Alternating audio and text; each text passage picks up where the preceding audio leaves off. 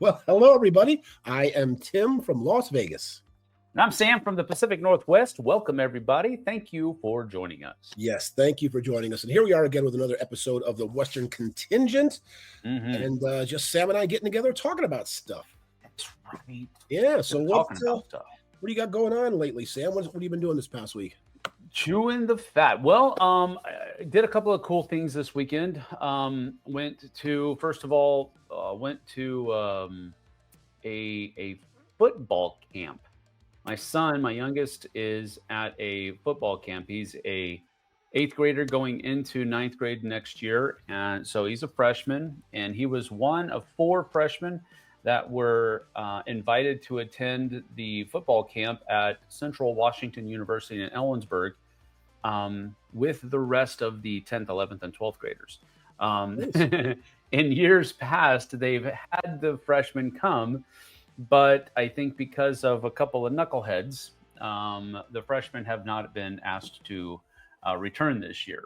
But there were 4 in particular that were asked to, that were invited, and Aiden was one of them. So that was a cool thing, and I got to go and watch him take part in that camp. And I'd never been to a football camp before. I played football in high school, but it was never to the extent that Aiden is playing. And so it was just interesting to go watch it. First of all, they kind of break all of the players out into their actual positions. So you've got, I think there were 10 or 12 different teams there. So you've got kids from 10 to 12 different uniforms running around the field, but they're all broken down into their own positions.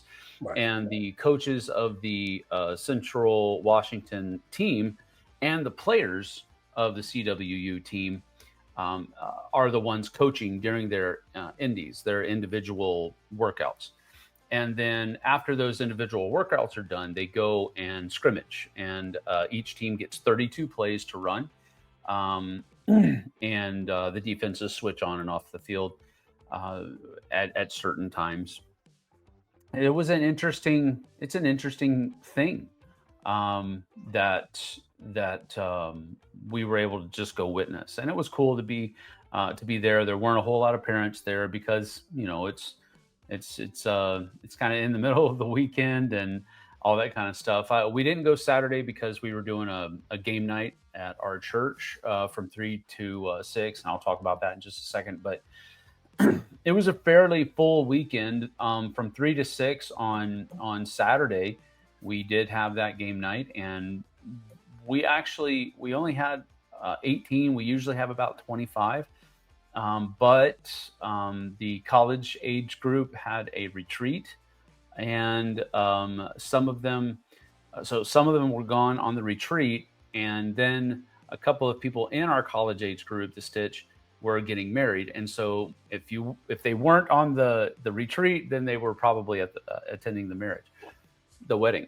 So but even without them being there, they usually consist of about 10 people. Even without them, we still had 18 show up, so which was a good size group for us. And we'll talk about some of the games that we played in just a few moments. But how about you? How's your week been? Oh, just kind of usual. I'm just setting up a lot of stuff, doing a lot of work around the house. We're doing a lot of major spring cleaning, purging, getting rid of stuff, donating to Goodwill, doing a lot of that stuff. And I'm also getting a lot of work done because my house it's funny because when I was living in England and I was moving back to the States and I said, oh yeah, we're buying an older house. It's funny for them. They think older house at the minimum would be like a World War II, right? Like 1800s, right. 1940s or 1930s. When you say old, at the minimum, that's what they think. But you know what I mean? Yeah. But my house was built in like around 1970, around there. So I just got to get some things done, like the pipes and stuff like that. So it's like spending a lot of money on a lot of work that nobody's going to see. You know what I mean? And you don't want them to see it, and that's why you spend the money. Yeah. So just doing that, and getting a chance to play some games, of course, and getting ready. I'm leaving tomorrow for a Dice Tower East, so I'm excited about that. Yeah, that's awesome. Yeah, Dice Tower East is very fun. Won't be going this year, just because money's a little tight with the Dice Tower, and my ticket is the most expensive, so they had to cut mine, and so we're sadly missing out Dice Tower East, but I completely understand why.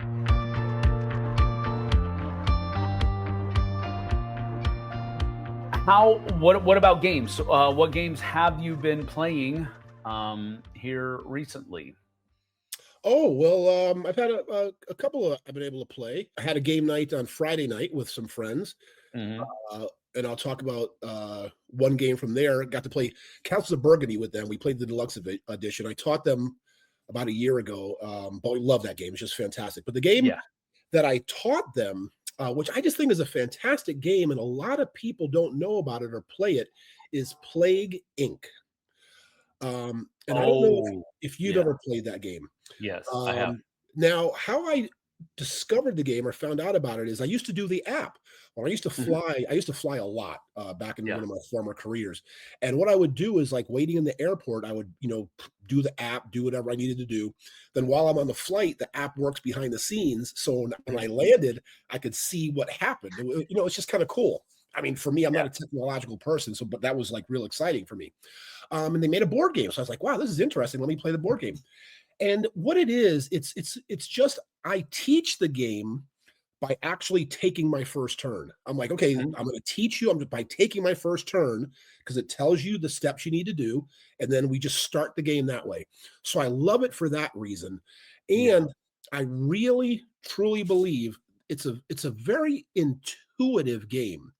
Like, the way the steps are laid out, when I teach it, when I show people, it's easy to grasp and understand because it makes perfect sense, like, why you're doing this, why you're doing that, and, Mhm. just for the general public, for people to understand, it is the opposite of pandemic, right? You're not trying to save the world, you're trying to actually kill off people. You're a Kill it. bacteria, and Yeah. you're trying to spread. That's the theme, and, it's just such a very enjoyable game, even though it's sort of a little macabre theme, I guess, if you wanna say, or whatever. But, just the gameplay is very rewarding. It's very, interesting, and again, I just think the intuitiveness of it and the way people can understand it so quickly makes it that much more enjoyable for Mhm. literally everybody I've taught it to really enjoys playing that game. Yeah, that's interesting because Tom used to love that app. When we would travel around with the Dice Tower, he had his iPad out and he was playing Plague Inc. Yes. usually. And we all were intrigued on what he was doing, at least at a superficial level. And sure enough, when that game came out, he really enjoyed it, and it kind of died off. I don't know that he's played it recently or anything like, but I haven't played it in a very long time. Well, I mean, since I was back with the Dice Tower. So, but yeah, totally do get that. And it is absolutely pandemic in reverse. You are literally trying to kill off the world as Yes, quickly as yeah. possible. Yeah, it's just real enjoyable, real fun, and, I think more people should just try, but I have it, where is it? I have it somewhere. There it is, right there. There. Yep. Plague Inc. Yes, it's a really good game. I really enjoy it. That's cool. The first game that I'll talk about is a game that I heard about and actually saw about a year ago at, I think, Gen Con, as I was talking to Jay Bernardino from Bezier Games. And he was showing it to me. And back then it wasn't out yet. And he was just kind of showing it off to me. And I'm not huge on trick taking games. I enjoy them. But we got the chance to play Rebel Princess Okay. at our game night. Me and JT and Mel and my wife, we all sat down and played a game of this, and it is an interesting little trick taking game. Honestly, I mean, it follows the same moorings that a trick taking game would do. There is a lead suit that you have to follow as you're playing. But there is no trump suit. So that's kind of a departure. The other thing that seems like, some it can go either way. Some trick taking games you're trying to score points. Other trick taking games you're not trying to score points. You're trying to get the least number of points there. And this one is you want the fewest number of points because points are called marriage proposals. And so you, as the princesses, want as few marriage proposals as possible. And there are 4 different suits in the game. There are the princesses, the princes. The princes are all the points, the marriage proposals. And then you also have animals, which one of which is the frog, which has no less than 5 marriage proposals because, if you kiss the frog, he turns into a prince and all that other kind of stuff. And then there are, let's see, there's princes, princes, princesses, animals, and fairies. And so those are the 4 suits. And depending on the player count, it's 2 to 10 or 2 to 11 or 2 to 12, I believe. And so you're playing these cards out, and basically you're just trying to not get marriage proposals. And the person, after I believe it's 5 rounds, the person who has the least number of points is the winner. But the crux that gets thrown in there, it's very much like hearts. But the crux is that everybody has their own special ability. They are a princess. So there's, Snow White, and there is Rapunzel, and all of these other princesses that are characters within the game. And each of those characters have their own special ability that allow you to do something. The one I was playing allowed me to play a 7 or less as a 0. JT's special power was he could declare before the beginning of a hand that the lowest number would win the trick instead of the highest number. So it's little nuancy tricks in there that kind of throw it for a loop, if I can put it that way. It's the draw factor of the game. Otherwise, it's just a trick-taking game, very similar to Hearts. But it was very fun, and a lot of the princesses that have the different abilities, they're all really neat abilities. There are also round cards that tell you to do certain things. Generally speaking, you will have to pass a number of cards to the player on your left or right. And then the round cards will tell you how many cards and in which direction you have to pass them. And then there is also some, a new rule just for that particular round that you have to adhere to. And it can be something like, one of the round cards that we played with was the last 3 cards of the hand are not played out. You just keep them in your hand and you score them as if you took those cards in a trick. So that round, a lot of times people were holding princes in order to try to get them out on other people. But in that particular round, we all got rid of our princes pretty quick so that we wouldn't have them stuck in our hand at the end of the hand. So it's little stuff like that. It's really interesting trick-taking game. I'm looking forward to the next time we get it to the table. It's very much something that I'm interested in continuing with, which with the trick-taking market the way it is right now, that's a little bit of a standout because it's pretty crowded. What with all of the cooperative trick-taking and 2-player trick-taking games and all of this kind of stuff out there, it just seems like everybody's making a trick-taking game right now. But I think it's cool, and I'm interested to have a few more goes of it. Oh yeah, I've heard a lot of good things about Rebel Princess. I'm definitely interested. Get that to the table. Hopefully, I have a chance this upcoming week to do it. Yeah, it's one of the trick-taking games I've yet to play, but yeah, I know a lot of people like that a lot. So yeah, I'm definitely looking forward to getting that one to the table. Very cool.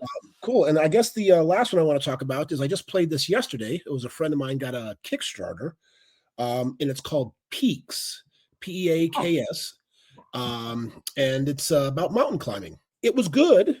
We enjoyed it. They had played it a couple times, I guess, to learn the game, right? And just got it as a Kickstarter. I thought it was a little fiddly as far as just the gameplay. I mean, of course, it was good. It was, it's a release game. Kickstarter came out. But a lot of times, I don't know what you think, Sam, but a lot of times Kickstarters to me, there's a reason there are like established publishing companies, right? Because they have a team, they have the experts, they got the people with the knowledge behind them, and they probably got a lot of play testing groups, a lot of people they get it out to, blah, blah, blah, blah, all that kind of stuff.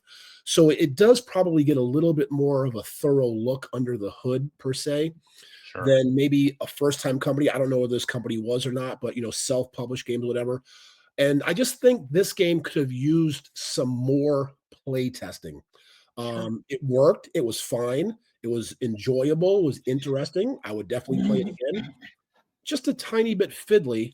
Hmm. But again, it had beautiful artwork. It had mountains, throughout all over the world. And what you were trying to do is go to each continent, climb different mountains. It had Yeah. different goals, different objectives. You had to get pieces of equipment. You could take hikers along with you who had knowledge and gave you benefits. So there was a lot going on. I just found it a bit fiddly in the Hmm. gameplay. Hmm. But it's very intriguing, very interesting. And yeah, just I think he just got it not too long ago. But it's called Peaks, about mountain Yeah. climbing. Huh.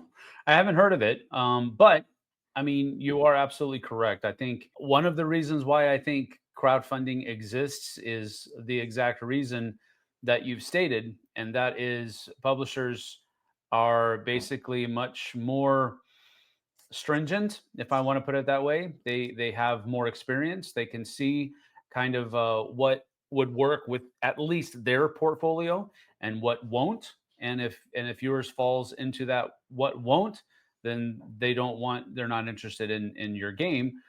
So because of that, people have gone the route of, well, I don't need a publisher to publish my game. I'm going to go and publish it myself, and we're going to use crowdfunding to do it. And the trade off often is a lack of um, development, maybe Yes, not a lack of playtesting, because I know a lot of small publishers and a lot of small designers that they play test the crud out of their game. I mean, they play test it over and over and over, almost to a fault, because they get so hung up on playing their game and playtesting it that they turn a blind eye in many cases to the other games that are coming out right now, and they lose touch on on kind of the flow of what's coming out and what's grabbing people's attention. And if you do that for too long, let's say you're playtesting for a year, well, you've just turned a blind eye to 4 to 5 thousand new games that have come out, correct. and you've basically, in essence, taken your thumb off of the pulse of the industry just so that you can take care of your own personal baby, which I get, but crowdfunding does turn a lot of those kinds of games out, it seems like. Now, it doesn't mean that you can't have duds from a publisher, Right. because that's also happened. But I think it's one of those things that's almost inherent when you're talking about first time or well, I'm going to say first time or maybe early publishing. I think even the smaller publishers that use crowdfunding usually can do a pretty good job of development. And there are development houses that are out there that people can hire, Right. that will play test your game and help you and give you feedback and all of that kind of stuff. So there's a lot of tools out there, but you're definitely right as far as crowdfunding games just seem to sometimes miss that critical element of good development. Right. And I think And to me, one of the big problems or the major problems with that is they keep that like you want to say the 7 degrees of Kevin Bacon or whatever. They keep the degrees of separation too close. And what I mean by that is if you develop a game, right, and you say you play test it, a good majority of the people who are going to play test it are people people, friends, family, and like close associations with those degrees of separation. yep, So I feel you're not going to get 100% true, honest feedback when yep, you keep that separation close. yep, But if you give your game off to a publishing company, their only interest is making money and putting out a good product. So they yep. are extremely separated. They don't care about hurting your feelings, right? Because You're correct. Yeah. they want the product to be good. So I feel that's one of the major problems is the attachment of the game to too small of a group of separation, and you're not getting genuine 100% unbiased, I don't care about your feelings feedback. Correct. Yep, you're absolutely right. It's kind of like the American Idol of the board game industry, because sometimes what I mean by that is that sometimes you're watching American Idol or the pre shows where people are auditioning, and you're like, why did this person think they should come do this? Right. And often it's because they've had a whole bunch of family and friends saying, "You sing so well, you're so good. Yeah, you should go try it." And they're just lying to these people because they can't hold a tune hardly sometimes.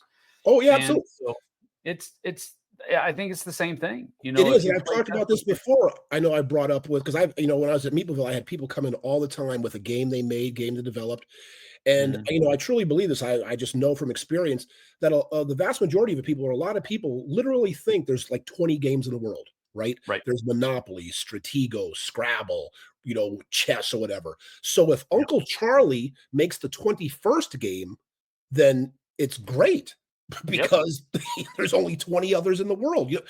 I'm being a little hyperbolic here, but I think No, I people get get it. the idea is that, and so the feedback isn't honest, right? Because Mhm. I've had people like that. I had one guy come in, spent thousands of dollars to China, had his game self-published, self-printed, big container, all this kind of stuff. He came and showed me, and Sam, I am not kidding. He never heard of BGG, never heard of Board Game Geek.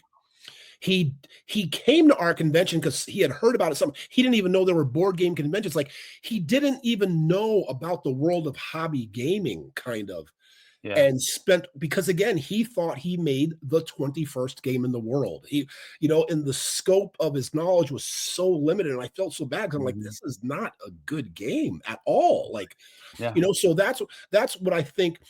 And I'm not going to say, because this game is good. Peaks is good. It's a good game. I just think Sure. they could have used some more development Yep. to make it a little less fiddly in the gameplay. It's good, but it's not great. It's good, but it's not great. A little bit more development could have made the game great as opposed to Yes, just good. absolutely. Yeah, understood. So the other game I want to talk about is a game that was suggested to my wife Jessie as she was in Moscow, Idaho. Moscow, Idaho is about 7 miles away from, well, about 7 minutes away. I don't know how many miles it is from Pullman, Washington, which is where Washington State University is, which is where our daughter Daphne is going to be going, and in the fall. And so she was down there so that Daphne could go through orientation. And while Daphne's doing that, she had free time. So she was, looking around and going to some different stores and shops and stuff like that. And she came across a store, and for the life of me, I cannot remember the name of the store.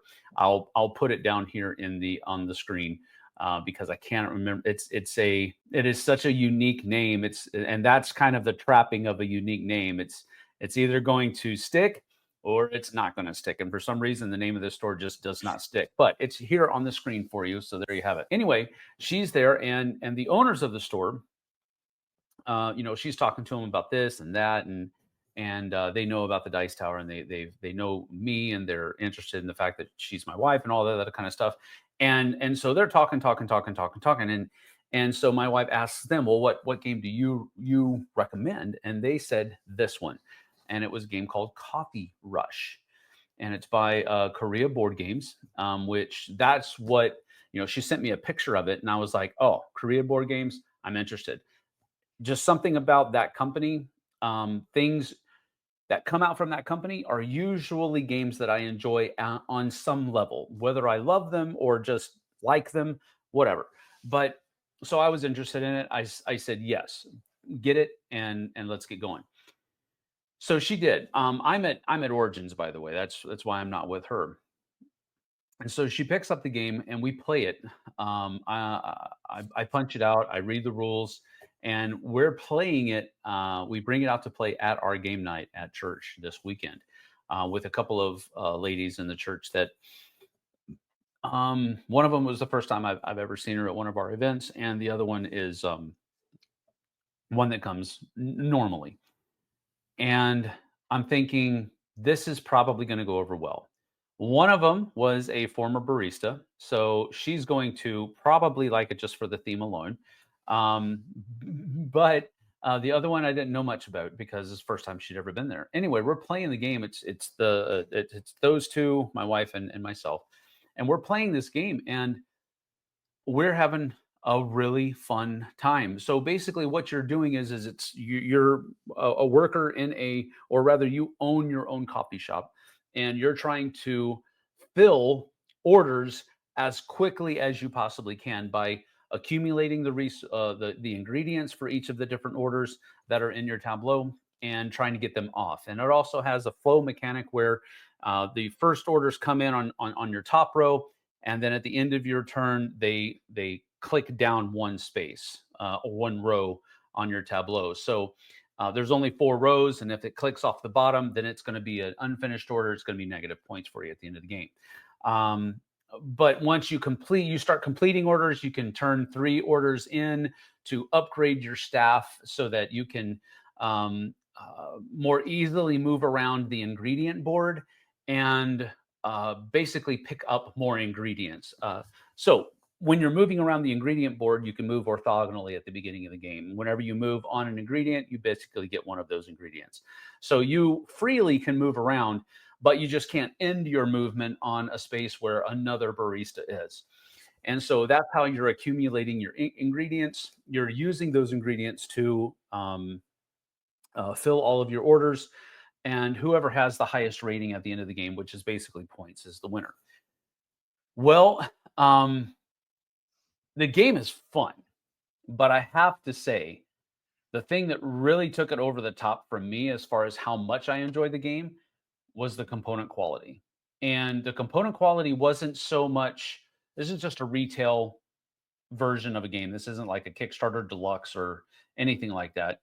And there were 8 different ingredients in the game, and each ingredient had their own shape and or color. Components are all in their little trays. Meeples are just wooden. The baristas are just wooden meeples that are going around. But the artwork was a little wonky, but the component quality and the ease of play and how engaging it was, I really did enjoy it. I need to play it more, Yes.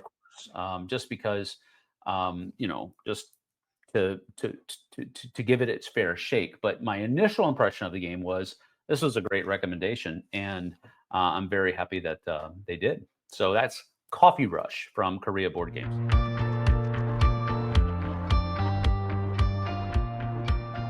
One of the things I'd like to talk about, because like I said, I'm going to Dice Tower East. You just got back from Origins, and GenCon is coming up recently. And I don't Mhm. know what your feeling has been this year in particular with games, but have you felt there have been any sort of like this has been a sort of a banner year or a lackluster year? Again, because I know Tom has done it, and I don't know if you were part of those videos in the past, but you have gone back and compared Mm. years, right? Like, Yeah. this is a great year for games, blah blah blah. Some years are up, some years are down. Not every year can be great, but Right. for some reason, this just feels like a nah kind of year with games. What Yeah. is your thought? It's been Yeah. I I feel that. I think there are some definite bright spots. But there's again, I always think going to be, right? Yeah, yeah, I think there are.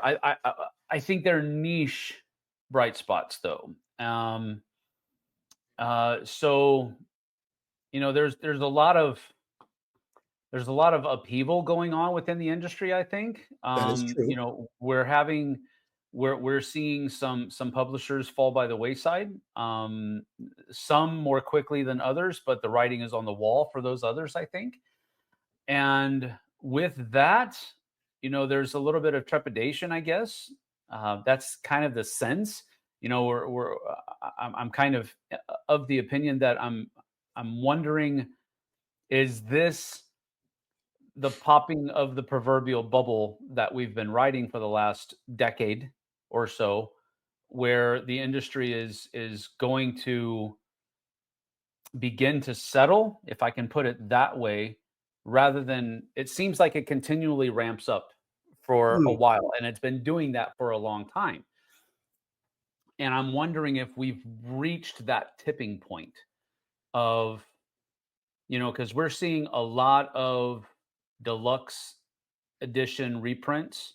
true. We're seeing a lot of we're seeing a lot of game systems being reused Yep. for different things, which is kind of the same thing as a second edition or something like that. So, and some of the new stuff that's coming out, some of it is great, and some of it is very niche. So I I definitely can see how it feels like this year is very meh because there has been a lot of both sides of that equation, in my opinion. Absolutely. There's been some duds, and there are going to be some big ones. But again, I think some of the big ones are so dependent upon your involvement already in the. For example, one of the biggest splashes for me this year is going to be and kind of already has been Star Wars Battle of Hoth. Oh, But that's because I already like Memoir 44 so much. I like right, right, that right. And that's game a very system, niche game too. and it's a very niche game, Yeah. right? So, but we've also seen other games that have made kind of a big splash so far, like SETI. SETI's made a big splash. Arcs has made a big splash. Yeah, but Um, those are both kind of last year, right? sure, but there's still that those ripple effects are still being felt, I True, think. true, but I'm talking specifically about 20. Well, like let's maybe pull up. Let's look at Gen Okay. Con. Let's try that. All right. So let's look All at right. Gen Con and let's look at say what's coming out at Gen Con, and maybe it'll help with the discussion of that topic. To see. I'm going to magically just pull it all up with one click. Okay, let's see that. Boom. Whoa, just like magic. Okay. It's like I planned this. Yes. Well, look. So this is the upcoming um, hotness for Gen Con, the 2025 preview on the BGG. And this Yep. is sorted by thumbs. Sam has Yep. it by hotness. That is correct. Um, and like the number one game, nature, right there, right?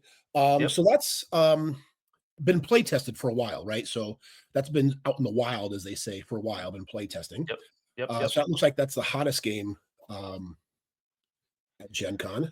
Have you had a chance to Adapt your play that? species to a changing environment. It has chaining, hand management, animals, and it's a card game. So let me see if I can go up here and see some of the picks. And again, we won't take too much time because some of these are going to be, um, Oh yeah, we don't really have to go even deep into the games. We can just yeah. go over the titles.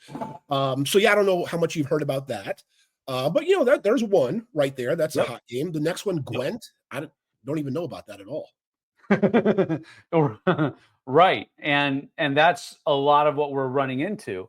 Never heard of no loading games.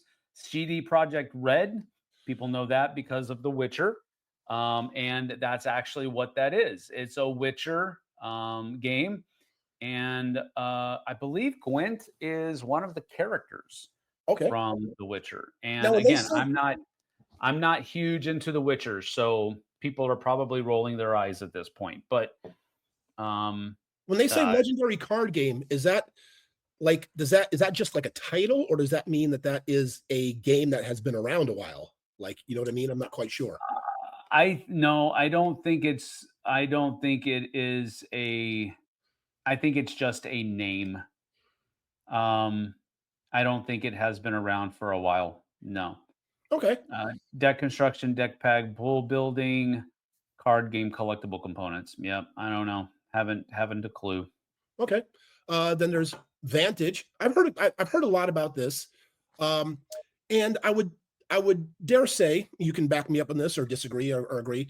Is Stonemeyer Jamie, right, with his company, Yep. has set a pretty good standard for himself, right? And Absolutely. there is sort of like, hey, if it's coming out by Stonemeyer or even specifically from Jamie Stegmeyer, Yep. then it's going to be solid.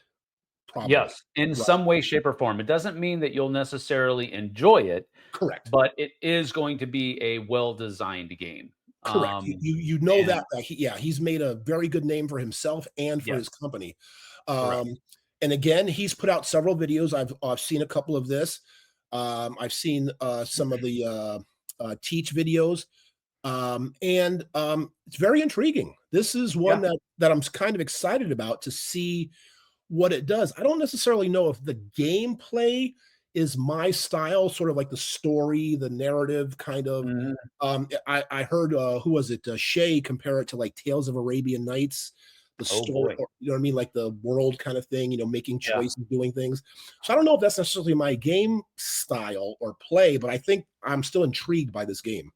Right. Well, I mean, I was not one to enjoy Tales of the Arabian Nights. However, I did purchase Tales of the Arthurian Nights, and I'm very much looking forward to getting that to the table, just because of the theme alone. So we'll see how that happens. I do like storytelling, adventure-based type games, but it also depends upon how much random chance is thrown into the game. And with dice rolling being one of the main mechanisms and it being a cooperative game, I'm curious as to whether or not I'll enjoy that. You, Right. however, have played Ruins. I You have. called it Relics last week, but Oh, did I um, really? yeah, Sorry. and I had to do a little bit of research, and I think Ruins, It because was you were talking ruins. about Yes. the whole hand management, the transparent cards and card building and all that Yeah. kind of stuff, and Sorry, John, if I called your name the wrong title. Um, but no, I like this game a lot, Ruins. yeah. So I think people are going to like this. So this is Mhm. what I am familiar with. Yeah. Yeah. I have not played Hercules in the 12 Labors, but it is on my list. As you can see, I already have it clicked as interested there. This actually made the top 10 games that I wanted to bring back from Gen Con if I were going to be there. I'm not going to be there. I did get to talk to Matthew at Origins, and unfortunately, because of some delays they're experiencing in production, it's not going to be ready for Gen Con, as far as he told me a couple of weeks ago. Correct. Whether that changes or not, I have no idea. Yeah, and it Uh, does still say demo there too. So yeah, yeah. So there is that. I think this is going to be a neat game. I love the art design. I love the graphic design of it. I love the artwork. So it's going to be something I want to pick up whenever it does become available. mhm. And then look who's next. Oh, I think we both know that guy, the designer of that Who? game, don't we?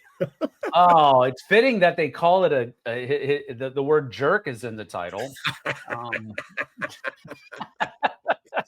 no, Chris Yee got his Yes. own game coming out. What? He does, yes. Yeah, partnered up with Allplay, it looks like, and they've been put out, and they're really going to their they're sort of like we talked about. I know we had an episode about staying in your lane, and Allplay is staying in their lane with these sort of smaller, because the ruins Yeah. just up above their games, because that's what they sell at the convention, their little pull out things, they all that kind of stuff. Yep. This just goes right in with what they're doing. And look at the price point. What is it, $8? Does that say? Yeah. $9. $9. Yeah. Yep. $9 rupees. Yeah, well, That's not bad congratulations, at Chris. all. It's good that he's got a game out there being published. That's Um, cool. Lu Luthier. It's gotta be Luthier because that's how you say my name, Metivier, so it's gotta be Luthier. I think Um, it's Luthier. Luthier, you gotta sound sophisticated. All Um, right. Sophisticated. It's Luthier, sir. there you go. Paverson Games, they were the ones who did Distilled, I believe, right? Yep. And, this, I know I was looking forward to last year, as a demo, and, this is about musical instruments and all that kinda stuff. I wonder if it is similar. Remember, what was it, Lacrimosa, a Uh, couple years ago? yeah. Had the music theme on it. So this is Yep. one that I'm particularly sort of excited about and looking forward to, and I hope it lives up to the hype. Yeah, well, this is one that I'm also interested in because I do like the interesting theme of crafting musical instruments for people. So I believe it's going to be maybe not, but I thought I saw somewhere that there were going to be contracts, but maybe there isn't. But the one thing that really kind of makes this stand out for me is the artwork. Love Vincent Dutrait's artwork. And anybody that knows me knows that I talk about Vincent Dutrait much too often. Yes, you do. But hey, you be quiet. Don't agree with me. But yeah, this is one that's on my radar just for that alone. And I do it is heavier. It is a heavier style game that I'm usually interested in, but the artwork is captivating me. So yes, Galactic Cruise. we both have played this one. I've played quite a few times, and Yeah. I just absolutely, as a matter of fact, some friends of mine, I got them both over here. I just got the advancements and the accommodations they picked up for me at Oh, Origin. So now I am cool. complete with Galactic Cruise. Sweet. Phenomenal game. I just love this game. I am Yeah. real excited to see how fast this moves up, because I predicted it was going to be in the top 25 within a year. Because remember how Hmm. like a game like Ark Nova, right, Yep. came out and it shot up like in the Yeah. BGG. I'm real interested to see the trajectory and path of Galactic Cruise, because I personally feel it's going to get up there real quick. And this is one of those games where it is from a new company. Yes, And we had so we talked were about just that. Yep, talking about that earlier, how, often new companies just don't do a very good job with development and all that kind of stuff. This one goes against that. absolutely, Um, absolutely. they did their homework. They did everything right. They even got their marketing right. They hired the artist Ian O'Toole. Ian O'Toole, and Ian O'Toole put his experience Yep, into the graphic design of the game and how things are spaced out and so they did everything absolutely the way I think new publishers should be doing it, and they knocked it out of the park. 100%, 100%. And next is the Ace of Spades. The Ace of Spades. Yes. So here is sort of another a couple of things about this next one. So if we go back to the top, Sam, and maybe scroll back down to here, we're talking, there's quite a few of these games are little small games, right? So you've got Ruins, you've got Soda Jerk. Mhm. I don't know about this Hercules, No, but it's now also small. It's also also small. small. Okay. Yep. And now we're down to this Ace of Spades. So we're still within the top 10 of Hotness, and they all are small games, Yep. which is again unusual, right? I mean, and that's what I mean about sort of and I don't want to be disparaging to these small games, but it's kind of like, you want the big games to be like the Hotness. Me and I, you know what I'm saying? It's just you want like the Yeah. big board games, not just little card games. Because like Yep. next would be the Sea Salt and Paper expansion or whatever, or maybe whatever knows. But Yeah. it just seems like that's been a prevalent too this year with a lot of the smaller games, not the bigger games. Yep. No, I get it. I totally understand it. I think it is more in order for I I think in order for a lot of these companies to stay afloat, they have had to shift to producing smaller games so that things like tariffs, shipping costs, and all of that kind of stuff do not impact them as much as it could if they were making larger games. And I think that Essentially, yeah. might be part, I don't think it's all, but I think it's part of what's going on. And I think that's why we're seeing so many newer games that are coming out be those smaller games because frankly, I think they have they have a lower cost of production, which means that the margin of profit can be higher. Um, Yes. Yes. so And there's another interesting thing about this Ace of Spades, and I might have missed one up earlier, but if you look right down there after the Sea Salt Transgalactic is Devere.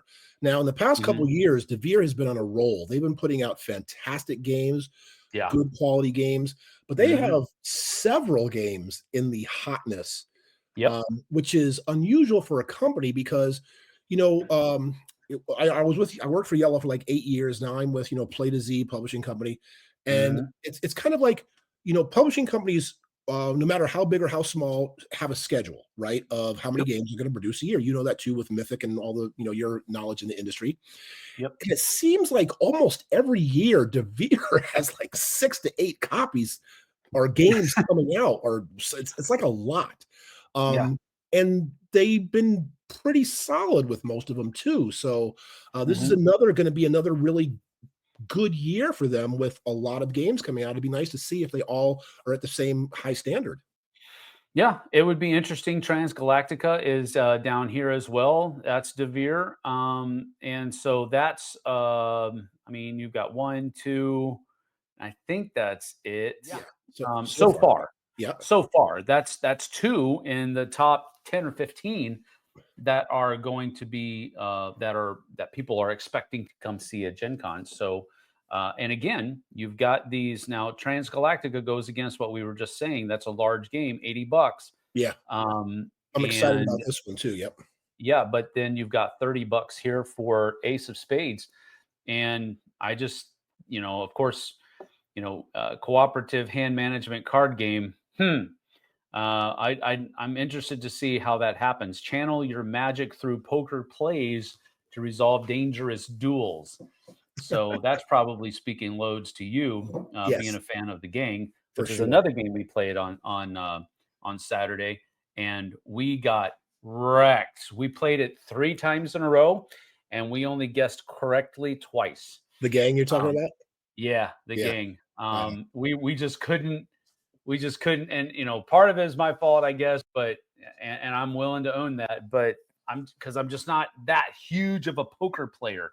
So like one of the first times that we missed it, I had a pair of sixes, and I was like, "That's a sucky hand," but everybody was like, "No, you had a thing," and I'm Yeah. like, "Don't say that to me again. I don't know what it means." Yeah, that's So true. anyway, sea salt and paper. Extra pepper is a expansion for sea salt and pepper, sea salt and paper. Do you Yeah. like that game? It's okay. A Okay. lot of people lost their mind. They're like, "Oh, that's my number one convention game." They think it's Yeah. great. I'm Yeah. I'm just okay on it. Yeah. I've felt that as well. I think I've enjoyed the plays that I've had of it, but I've also seen how divisive it is. It seems to be one of those games that you either love it or you hate it. And I think that's probably why it's not higher than it already is. But I mean, we're still talking top But 15 again, here. this is So, just the expansion, and if we look below yep. Transgalactica, we got the Lost Ruins of Arnak, Yep. expansion too. So there's 2 expansions that are high up there. The Um, adventure chest. So this looks like a big box thing that you can purchase for Lost Ruins of Arnak. It probably has a couple of new maps and new temples in it, but it is basically a way for you to, I think, it's a way for you to package all of your Lost Ruins of Arnak, all of okay. the expansions and all Well, that kind of Sam, let's give it the proper title that they've done this with other games in the past. It's a box of air. stuff. That's what Yes, that's what those but things have been. it won't have a bunch of air in it soon after I Uh-huh. put all my stuff in it. Right. Next Kinfire one's up. Council. I know Kinfire Chronicle or whatever. Kinfire is already an established Yep. uh, series, right, in board gaming. Yep. Yeah, it is. Kinfire Delve, Kinfire Chronicles. I think Kinfire Delve is I want to say it's like a 2 player, or maybe it's just a solo player version, and then you have Kinfire Chronicles, and then now there's Kinfire Council. Kevin Wilson is an well established designer. Um, Voting, worker placement, city building, political. I have not played any of those games, so I really can't speak much more than what I've just read off the screen. Then Twinkle Twinkle, another smaller game coming out from All Play, keeping Mm-hmm. along with their kind of thing. And then again, going with the next 2, we look at Cocktails and Cascadia. Again, 2 more expansions, right? Yep. So, And I mean, as Cascadia with Alpine Lakes, this is actually a standalone oh, is it? game. Yeah, it's Okay. not an expansion; it's a standalone where it's going to focus on just Alpine Lake regions, and there's some new mechanisms, and still the framework is still Cascadia, but there's some new mechanisms that are thrown in there that make it a little bit different than Oh, I regular see. Cascadia. Okay, that's good to know. And then maybe, I don't know how much further you want to go, but maybe we can end it with an Inferno or Galileo. Sure. But both Inferno and Galileo, I purchased at Essen. Well, I didn't purchase. I had somebody get them for me at Essen last year. So this may be their first initial English release, maybe. I don't know, Sure. but it's kind of, but again, when I'm saying about how the year 2025, so we got 2 games here that were available last year, and now Yep. they're in the top for this year. So that's why I'm saying this year just didn't seem as exciting for some reason, you know. Well, I think Capstone Games is bringing them over from the Grand Gamers Guild for one, Capstone for the other, is bringing it over. I believe that's what it is. I could Okay. be absolutely wrong, but I think wasn't Inferno a crowdfunding game though? I think It could have been. Inferno was a crowdfunder, and I'm not sure about Galileo Galilei, but I do know that at Origins, Galileo Galilei was being played ad nauseum at their booth. I walked by their booth many times. They were right in the front, and it seemed like the tables that were set up for Galileo Galilei were always full. It's a great game. It's really good. I haven't played it yet, but it seems like it's going to be one of those ones that does very well for them. Yeah, it's a very good game. So yeah, I mean, again, I don't know. You can let us know in the comments your thoughts, what you think about this year and how it's been with gaming. If you feel it's been a banner year, lackluster year, average year, how it compares to other years, and also maybe what are some of your standouts that you've seen this year. Like for me, it's undoubtedly Galactic Cruise so far. So. Yeah, that's cool. Yeah, I haven't really had that thought processes solidified in my brain yet for what is really kind of popping on me so far, but that'll be something we'll have to visit later on in the year, I think. For sure, absolutely. All right, Sam. Well, as always, it's great getting together, talking, and going over stuff. And I will see you next week when I get back from Dice Tower West, and I can tell you all about that. Yes, we will have a debriefing. Yes, that is awesome. All right. Well, until then, everybody take care of yourself. Continue to be nice to each other, kind to each other, play some great games. And until then, I'm Tim from Las Vegas. I'm Sam from the Pacific Northwest, folks. See you on the flip side. Bye, everybody.